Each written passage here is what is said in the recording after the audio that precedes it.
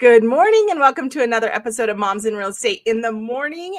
Kristen and I are so excited to be here, and we're always excited to have our in-house finance expert, Danielle, with us. Hi, friend.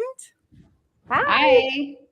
So I know this is our Money Matters episode, but we were just talking about how it's the end of the year and all of us are probably, most moms are off schedule and they have a million things happening. And one of the biggest topics happening in our community right now is how in the heck do I manage all the things? How do I keep my schedule going? How do I balance all the things? And so we just thought we'd kind of have a fun topic around that and how we're doing in the holiday season and how we're going to go into 26 with more intentionality.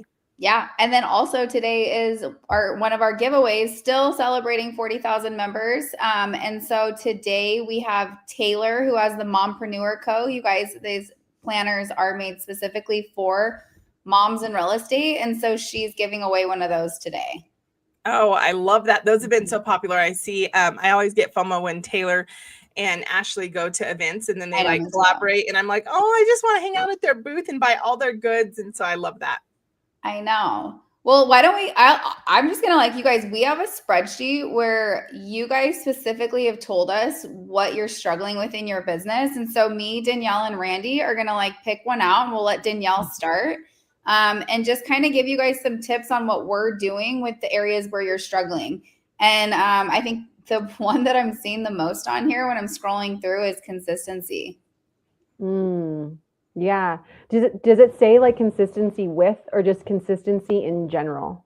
Honestly, most of them just say consistency. Okay. So this might be a hot take that's not so hot. So what you have to do, and what I've done, because I'm no expert in this, but what I've done to become consistent. So one thing that I did with social media, for example, is I decided about a year and a half ago that I was going to post every single day. And it didn't matter what I was going to post, that I was going to show up on there and I was going to post every single day. And so I built a plan around getting help to make sure that that happens, batching my content, and just deciding to show up. So when you want to be consistent, the number one thing that I would say works for me is deciding and then having a plan that helps support you in being consistent, so that you're not just I want to be consistent all of a sudden. You're actually mapping out what is it going to take for me to be consistent and how am I going to prioritize the thing I want to be consistent in, and then having that planning and not getting distracted by any outsized noise. Right. So if it's social media, if it's sales, if it's the way that you're niching down in your market, and then you see somebody else doing it different, don't pivot. Stick with what you had, because I feel like most entrepreneurs, what I see, and this applies to any type of entrepreneur, is they decide on something, they start being consistent, they're not getting immediate results, and then they get shiny object syndrome and they pivot. And they don't give it enough time to actually start to get some momentum. Yeah. So I love that. I'm going to piggyback off that because it's similar to what I do. So having a plan is so important, but where are you putting that plan? And so for me, it's okay, so if I am wanting to be consistent in my CRM, which is where I'm at right now, I'm I am committed to this thing, right? So I had to go into my calendar and I had to put blocks on my calendar that are non-negotiable. Okay. So now I know that every single day for 30 minutes, I'm sitting in that bad boy. There's things to do. And so no matter what, that 30 minutes is a non-negotiable for me. I know you guys have heard on Money Matters, with Danielle, she talks about her so-to, and she taught me that I need to have a so-to, and I know she teaches not as often, but I have it every single Wednesday on my calendar for an hour. I'm spending time in my bank accounts. And so it's just in all of my spreadsheets and all the things. So that's a consistent thing that I wanted to do to move forward with my money habits. So time blocking, whatever you're working on, the consistency is so, so important. So mapping that out. And let's talk about that really quick, Kristen, because you've been so-toing for a year now. And one of the things that I tell all my clients is that if you do this, if you decide, if you show up, if you take action and you're consistent, you will make more money. Are you making more money now than you were a year ago? For sure. Yeah. Yeah. Cool.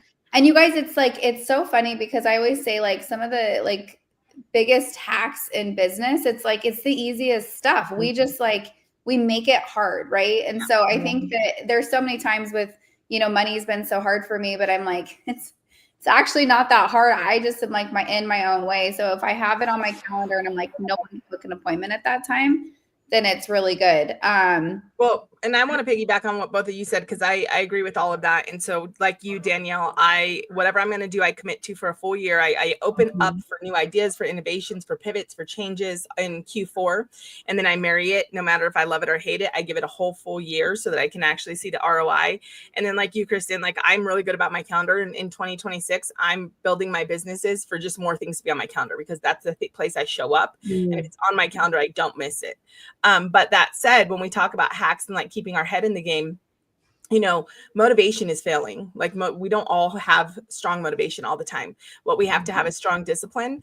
And I find in order to have strong discipline, I have to hack my mind. So one of the things that I do in addition to all of this is I get really excited in 2020 at the end of every year, because I outline all of my company closures and all of my days off. And I make a 1-page document, and I literally sit and I look at like what federal holidays can I turn into a 4-day weekend? What can I turn into, a family vacation? And I have it outlined as a calendar. And so when I'm working and I'm in the thick of things, whether it's a new year, whether it's before spring break, and I'm like dedicated to that calendar and I'm trying to be consistent and I'm trying to show up, I can look and go, okay, it's only 10 more days until I'm completely out for a week with my family, right? Because I don't believe in balance, but I believe in intentional imbalance. And so when I can hack and go, okay, I just got to keep my head in the game for a little bit more and be all business because I'm about to be all family, that helps me. And so too often we are not calendaring and prioritizing our life first and our family first. So that's one of the ways that I have really hacked myself to be consistent, because I want to know that when I go off for that, week-long New Year's trip or whatever it is with my family, that I can completely disconnect. And I can only do that if I've actually shown up and done the work right ahead of time. Yeah. I want to add something to that. So it's called your life razor. So there's a book that I reread a lot. It's called the five wealth types. And it's not all about money. There's only one of the 5 types that is about money. And what he talks about in the book is creating your life razor.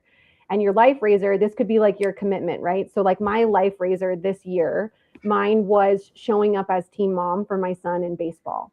And what that does is it creates this ripple effect. So your life razor has to be measurable. It has to have a ripple effect, and it has to be something that motivates you as part of your core values. So it shows people that I'm the type of mom and entrepreneur that's still going to show up for my kids.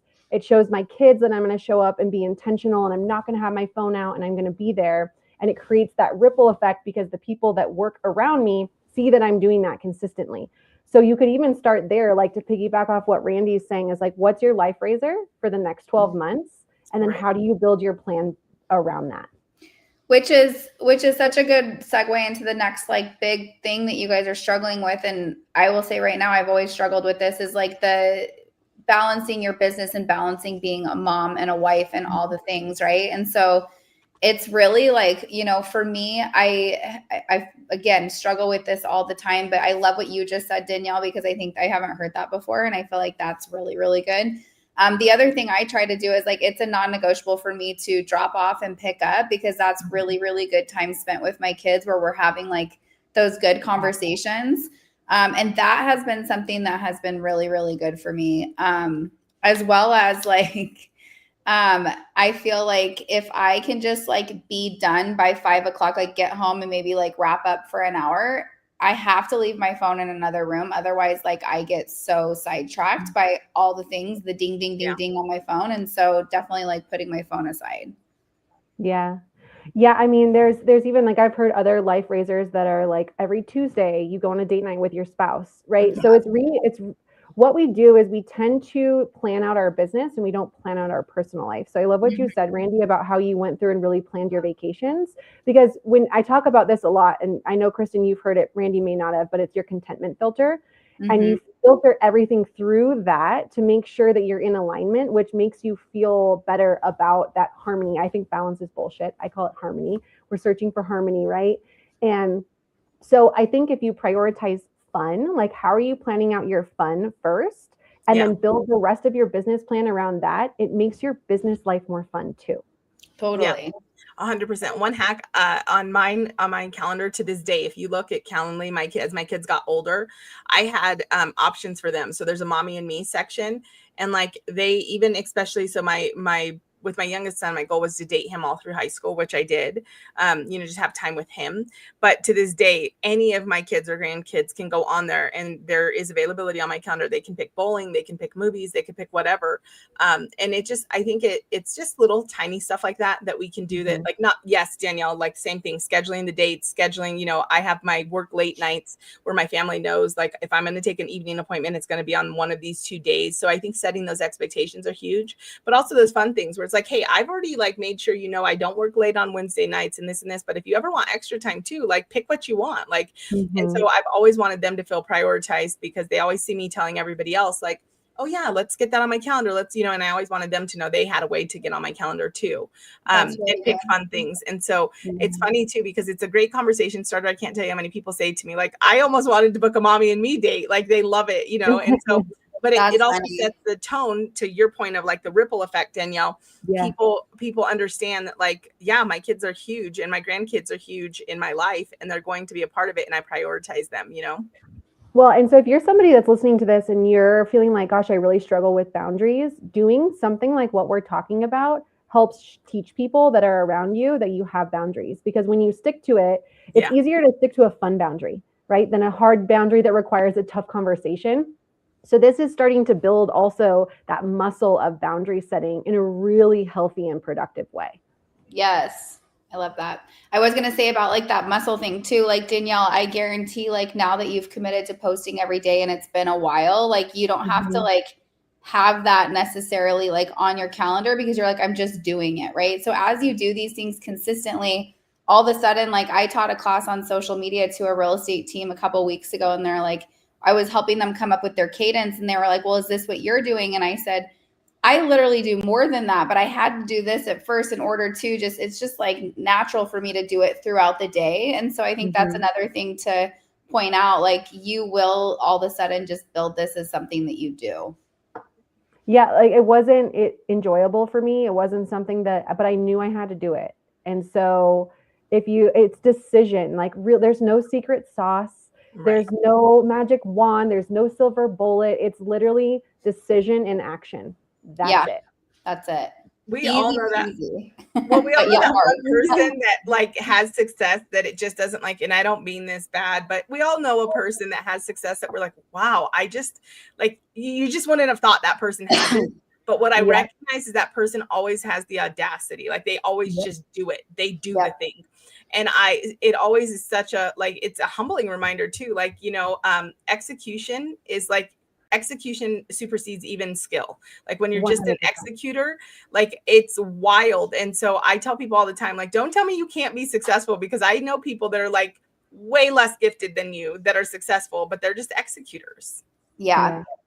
Absolutely. Well, I feel like that's like a good amount for today. And I think we should do the giveaway now, because that actually goes perfect with our conversation. Because if you get this amazing planner from Taylor, like how great is that going to be? Yeah. Get ready for 2026. Okay. Let's pull it on here. Okay. So will you spin the wheel for us? Angelica, spin the wheel. Here we go. Woo, there it goes. I always wish we could hear the music. I know. We need the like click, click, click, click, click thing too. Right. All right. That's Miranda Moore. Congratulations. Hey, congratulations, Miranda. And thank you, ladies, for tuning in and joining us. I think we don't have a morning show the next 2 weeks, right, Kristen? Yeah, guys, I hope everyone is taking time off and like recharging for 2026 and spending time with their families. Yeah, 100%. But we will be back here after the first of the year, and we're going to have some great morning shows, workshops, and master classes coming up for you. So make sure you're jumping over to Mire, which is Meyer.com, and check out all of our stuff. We also have a new website coming in the new year that you won't want to miss either. So, all right, ladies. Thank you, Danielle. Bye. Happy holidays. Bye, guys.